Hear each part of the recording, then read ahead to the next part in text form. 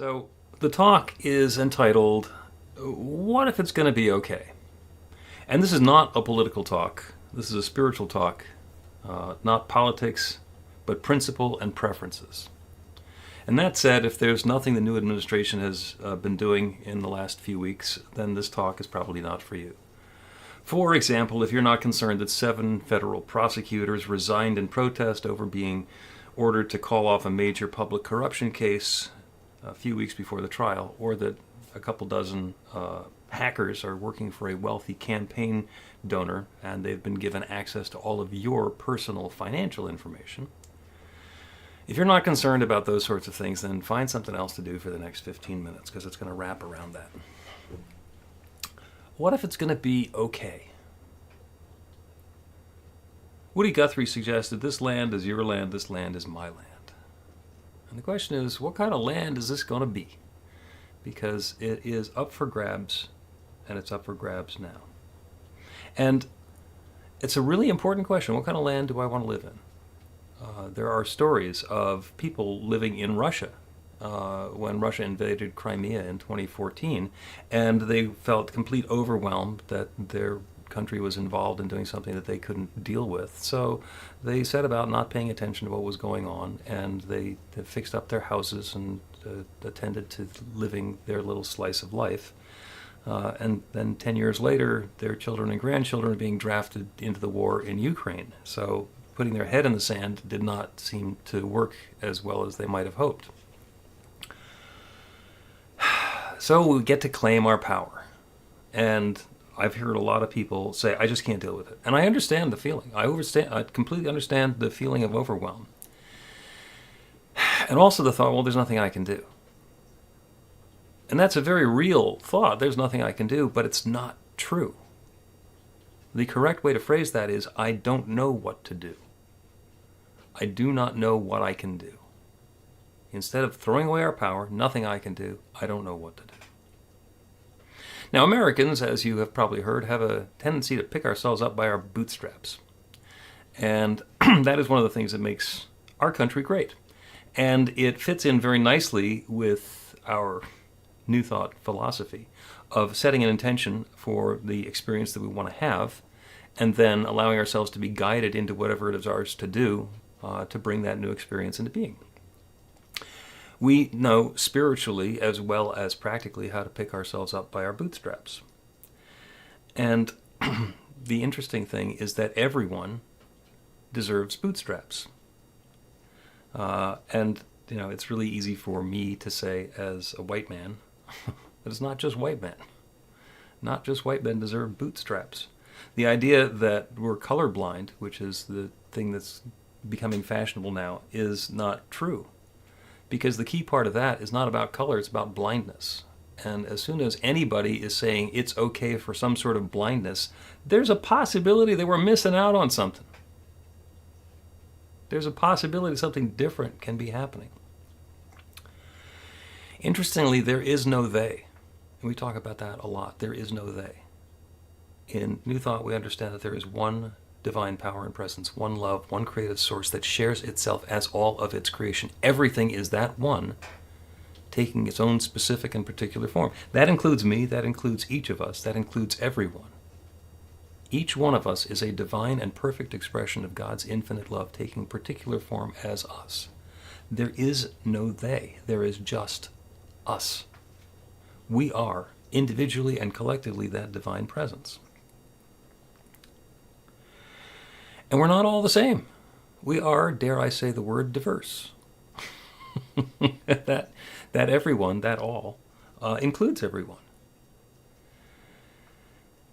And if the bootstraps are available for everyone, then there should be some fair, or perhaps we should say equitable, way to include everybody in that process of lifting ourselves up by our bootstraps.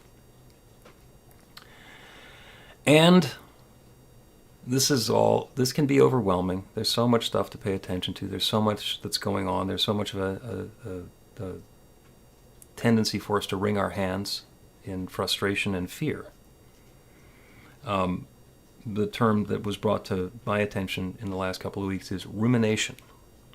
And this came from a book that I'm studying for a class that I'm in. Rumination is where we have the same thoughts over and over and over again, and we just kind of like let them roll around in our head.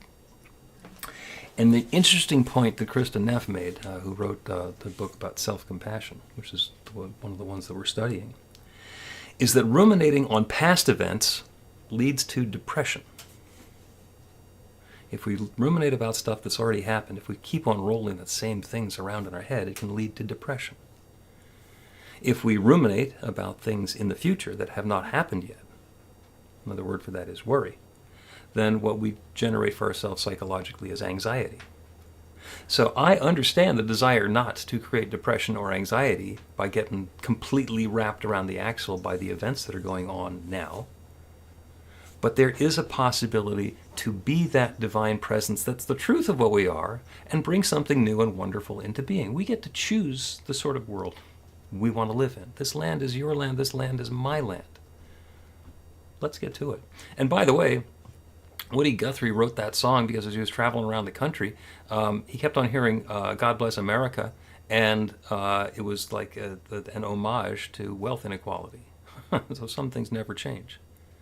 So he came up with his own version. This land is your land. Okay, what kind of land are we going to have? And a week or two back, I played a clip from the pastor of the Alfred Street Baptist Church talking about what kind of Christianity we're going to have.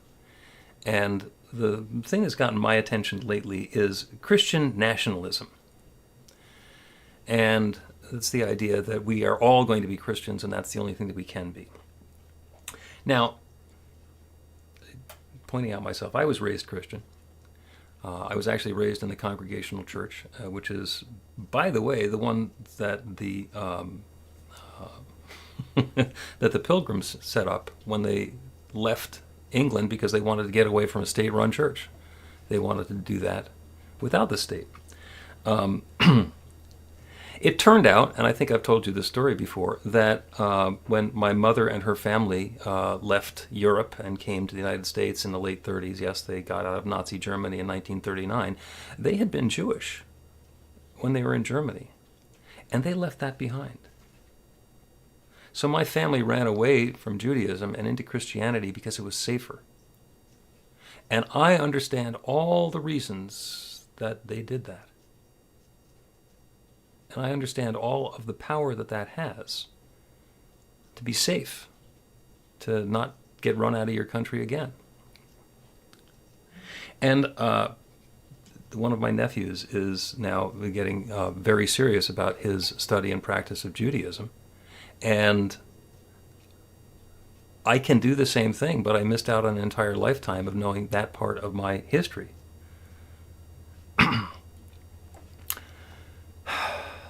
And we each have a story of what brought us to here, of what brought us to now, of what we think we have available, and the way that we might want to duck or hide or not have to worry about it, whether it's going to be okay. I will point out an inherent problem in what's going on in what I'm thinking of as the undermining of our American structure.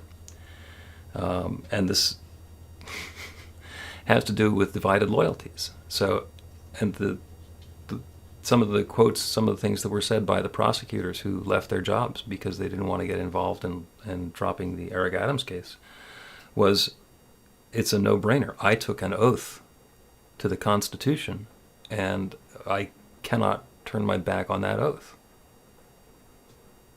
And people who work for the government, people who live in the government, I mean, you put your hand over your heart at the beginning of a football game. You know, you pledge allegiance. I mean, there's something bigger that's going on here that we have in common. And there are also demands for loyalty to the administration, to the leader right now. And that means that there are two guiding principles. And that brings me right back around to some of the stuff that I've been doing, teaching the class on Learn to Do Healing Like Jesus. Jesus was really big on the notion that serving two masters was not a good idea. And you probably heard that sort of thing. In Matthew chapter 6, verse 24, he says, no, and this is all stuff that Jesus said himself. It's in red letters in the Red Letter Bible. No one can serve two masters, for either he will hate the one and love the other, or else he will be loyal to the one and despise the other. You cannot serve God and mammon. And he said exactly the same thing in Luke chapter 16, verse 13. No servant can serve two masters, about hating one and loving the other. And then, just in case it's not about serving a master, in Matthew 12, verse 25, Jesus knew their thoughts and said to them, every kingdom divided against itself is brought to destruction, to desolation, and every city or house divided against itself will not stand. And in Mark, another one of the Gospels, Jesus said, if a kingdom is divided against itself, that kingdom cannot stand. And if a house is divided against itself, that house cannot stand. And if Satan has risen up against himself and is divided, he cannot stand, but has an end. And he was basically talking about why it was that he was doing healing, and it was not Satan doing the healing, because that was self-defeating. And the last part is interesting. No one can enter a strong man's house and plunder his goods unless he first binds the strong man, and then he will plunder his house.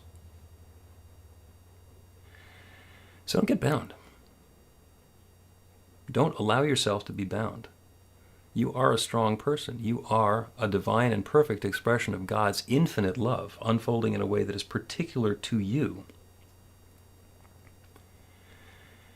And as the house divided starts to show up in your awareness, there will be guidance for the steps that you get to take, the steps that each of us get to take.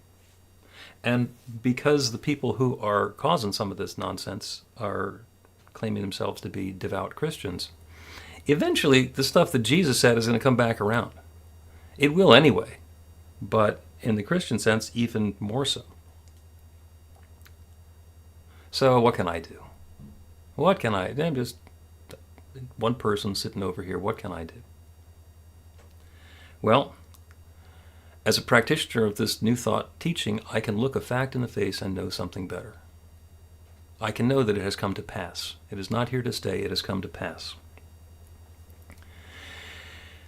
And allow yourself to be guided. Invite yourself to be guided. What is love unfolding? What is highest and best revealing itself through and for and as you? What is it that you can do to take part in this process? Here are some possibilities. These are not suggestions of things to do. If you haven't been paying attention to the news, find a way to follow the news. Do it in a way that's not going to sap your energy or undermine your enthusiasm for life, that's not going to leave you feeling drained or depleted. There's no point in doing that. We want to change ourselves from nothing I can do to I don't know what to do. And that's one way of being guided as to what you can do. Several of us have started on a regular basis calling our elected representatives. I'm sure at some point they're going to start looking forward to my calls. If that's not your thing, don't do that. There's an organization called Indivisible, and they are all about doing this, and they've been around for a while. So you can go to their website and maybe join Indivisible or download their guide and see what there is. If you're the sort of person who can go to a march and participate in a march, go to a march. If you want to carry a sign and protest something, if there's somebody having a protest, go and protest something. People showing up and saying, this land is my land, really mucks up the works for people who are trying to change the land and claim it for themselves. There are people who are carrying signs and protesting at Tesla dealerships. If that's your thing, go ahead and do that. There were a bunch of people in New York protesting at a Tesla dealership yesterday. And is it going to help? Is it going to change anything? I don't know. Claim your power. I don't know what to do, but I'm setting the intention right now that I am being guided. That infinite creative power, that one divine presence, that love that shares itself as everything, as everyone, is sharing itself as me right now. And the perfect next steps are available for me, and the guidance and understanding of what those steps are is available to me. Open to that possibility, open to that guidance. Look, Edie's sharing some stuff that's going on right now. Edie is okay with protesting, carrying signs and placards, whether it says free hugs or something different. Make some noise. Make a claim. Don't sit quietly in your garden and hope that it's all going to go away. There's something to be done. There's something for me to do. There's something for each of us to do. And I know that there is a blessing unfolding as that is happening. So God bless each of you along this path. And the intention and the invitation is for peace of mind and love unfolding throughout the entire process. Thank you. So it is.